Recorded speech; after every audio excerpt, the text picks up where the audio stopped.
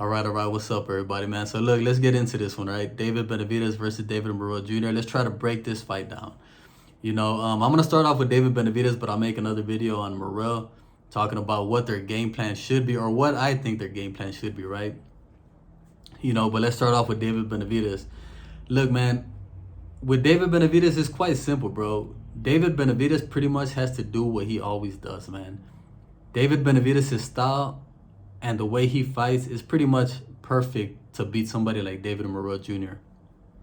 You know, David Benavidez, he likes to kind of give away the first couple of rounds just to, study his opponent, to feel out their punches, to get them tired enough to where it takes a little bit of snap away from their power if they have power.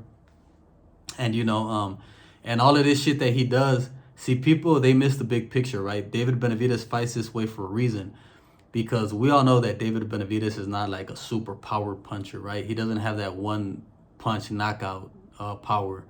That's not his style. That's not the way he fights. He likes to break people down, punches and bunches, a lot of pressure, mental pressure, physical pressure, and all of this shit combined, bro, it breaks people down. He takes them into the deep waters and he drowns them. This is the perfect explanation of how David Benavidez fights, right? So for somebody like Morell, him going up against somebody like Morell, so where guess what, man? Morell, we really haven't seen him going into the later rounds in his fights, bro.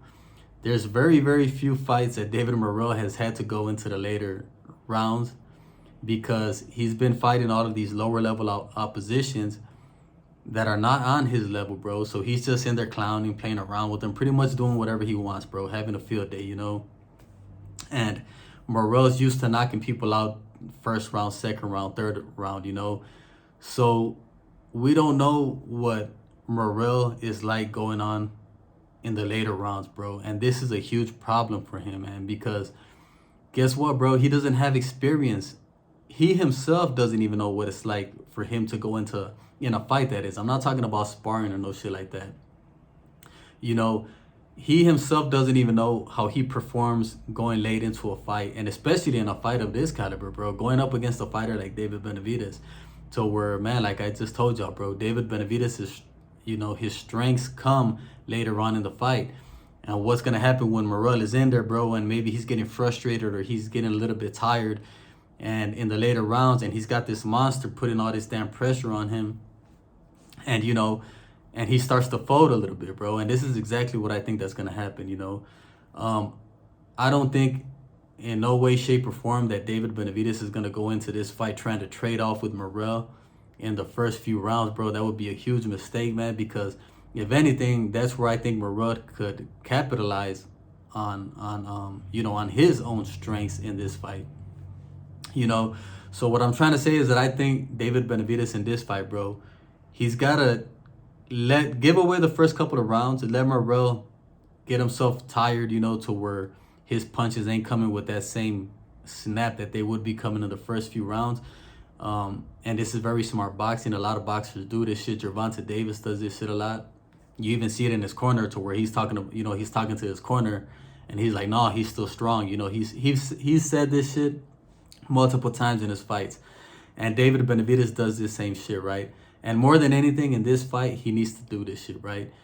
I could pretty much see David Benavidez losing the first 5 rounds, bro. First 4 rounds, 4 to 5 rounds, losing them.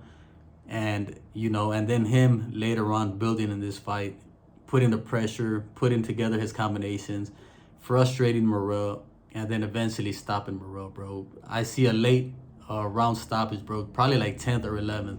This is what I think David Benavidez' game plan has got to be, man. Use that jab, bro. Of course, use the jab. Use that high guard. Be very cautious, right? But use the high guard. Let Morell unload some shots on you, but block him. You gotta stay tight, block him. Let him start wearing his arms down, and then you take him to the deep waters and drown him. At the same time, bro, I'm not just saying that David Benavidez is going to go in there and just use the high guard and let Morell tee off on him or some shit like that. Nah, while you're doing all of this, you got to get your respect too, bro. You got to land a couple of hard shots. Let Morell feel your power. You got to let Morell know, bro, that you also got some snap on your punches, and that he's not just gonna go in there and do whatever he wants and build his confidence like that. You gotta counter him, bro, and keep him alert at all times, bro. I think David Benavidez' jab is gonna be key, and I think David Benavidez' right hand is gonna be key in this fight, bro. You're probably gonna see David Benavidez using his right hand to the body. Right hand, that straight right hand to the body. I think that's gonna be a huge weapon for David Benavidez in this fight, man. But yeah, bro, you know, that's what I think that's got to go down with David Benavidez, bro. He's got to take Morell into the deep waters and drown him. And David Benavidez, this is what he does, bro. He's good at this shit.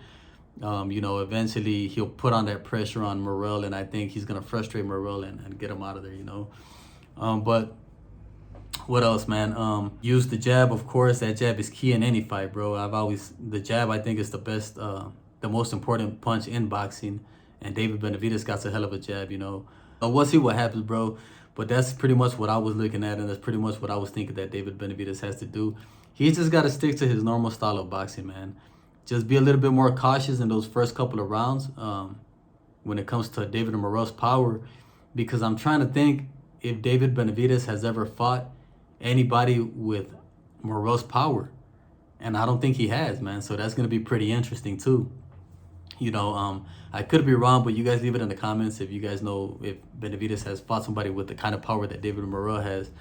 You know, David Morell, bro, he's got a lot of athleticism. A lot of athleticism, bro. He's a very athletic guy. He's got a lot of power. But at the end of the day, bro, I do think that he lacks discipline, he lacks focus, and he lacks experience. And I think that all of that shit is what's going to go against him in this fight, man. But, you know, let me know what you guys think about all this shit. Go ahead and leave me a comment, man. Make sure to subscribe to the channel, and I'll be on to the next one, man. I'm out.